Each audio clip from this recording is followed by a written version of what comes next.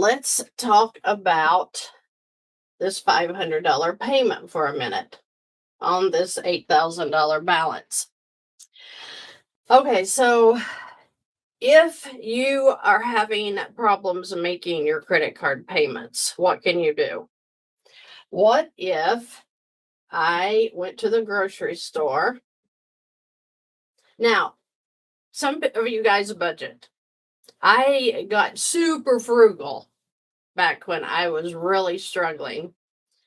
I still kind of stay frugal with certain things. Yes, I do go out to restaurants and eat. Oh my goodness, I know that's a sin, but I do it. But when you have a budget, you may have budgeted, okay, we're going to spend $1,000 a month in food. Now, that may be restaurants and groceries, however you live. So we're going to say grocery is $1,000 per month. Okay. And now you may have gas, right, for a car. So your car gas. I don't even know what mine runs. I think it probably runs about $100 a month because I work from home. But let's say that yours is $200 per month. Okay. Now, my idea, well, actually, that I learned with using the credit cards is that I am going to put my income into the credit card. Why? Well, because it's a revolving line, just like I teach on the videos. The income can go in, the expenses can come out, right? Well, with the credit card, it has to be chargeable expenses. So if you, for example, have a house payment that you have to make, you probably can't make it with a credit card. But guess what? You can charge your groceries and your gas. So for this situation, they could, and if this is the only credit card they have, they could take the $1,200, put it into their credit card balance, which what? Brings the balance down. And what does that mean? Well, that means that you can charge your groceries and your car gas right back out throughout the month. What does this one thing accomplish?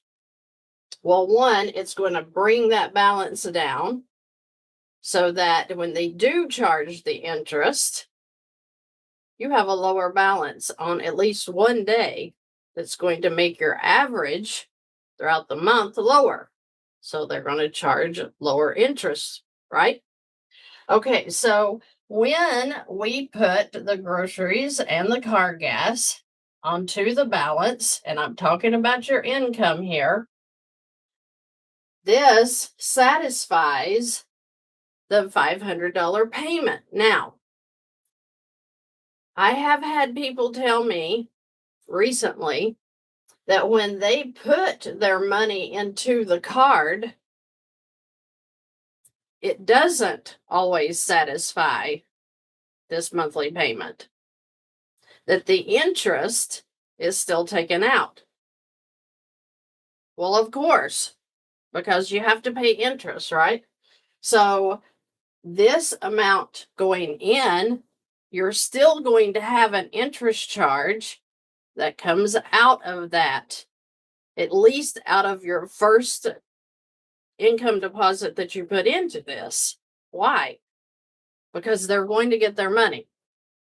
The idea is that we're starting now with getting this balance down so that they can charge us less money. Okay. All right. So let's see how this would go. So we're going to take our $8,000 balance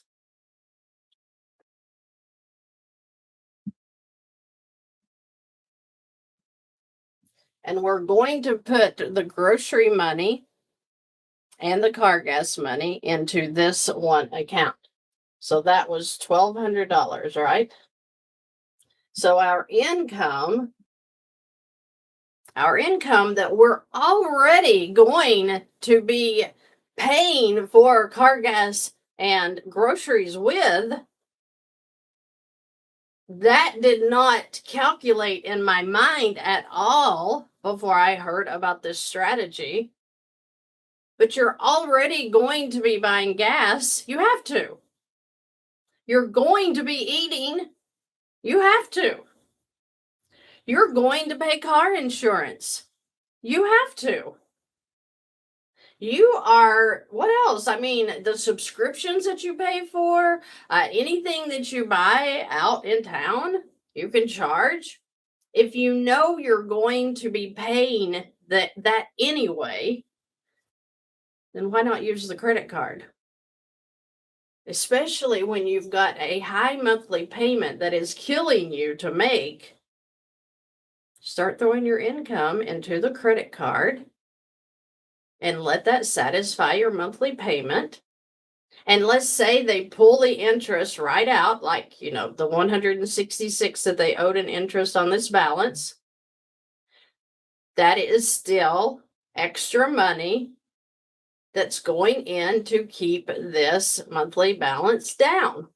Okay? So let's go ahead and charge the 166 in interest. Okay? Now, a lot of people, if you are really working to get the credit card debt paid off, like I did, you can take that monthly payment that was due and go ahead and add it into this too. So now you are not only covering your expenses and keeping this balance down, you've not only satisfied the monthly payment, but you're paying down the debt by just $333 that we calculated at the first of the video. Now, my credit cards did not do this. I did not have an interest charge that as soon as I put in my money, it came off the top. I would see it charged on the next statement. So the reason that I'm throwing that in there is some people have told me that their certain credit card still takes that. As soon as this goes in, they'll take out that interest. Just verify how your card works, okay? Because I want to put that disclaimer in here that my credit cards work to satisfy the monthly payment. And I don't even know which credit cards pull that interest right off the top, but I just want you to be aware of that, okay? Because we are going to pay interest. The idea with Velocity Banking is to bring that interest down. That's what we're going for. So the way, again, that I started was I had a payment, and even though my payments were small, $75, when I learned this strategy, I took every single thing that I knew I was going to be spending in a month for expenses that was chargeable on a credit card, and I put the income into the credit card weekly because I got paid weekly. And it was a game changer for me. Okay, I immediately gained that $75 that I was making in a payment. It was now cash flow. It doesn't matter if you have one credit card to do this with or if you have 10. Okay, when you start revolving your income through the credit cards for your expenses, you're going to feel the peace. At least I have so many clients that have told me they've had the same experience that I did. Now, what happens if you have additional cash flow? Well, of course, you would put it into this credit card throughout the month. So if you've calculated all of your debt payments, all of your expenses, and you have $50 left over in the month, then you can transfer that into the card and you're just going to work this balance down faster. Okay. Now remember, these expenses, they do come back out, but throughout the month, right? You don't go to the grocery store necessarily and do a monthly haul. You'll go, I go every other day sometimes, but you don't buy gas. You can't put $200 worth of gas in your car at one time. So you may get gas weekly. That's when you use the credit card and it creeps back up.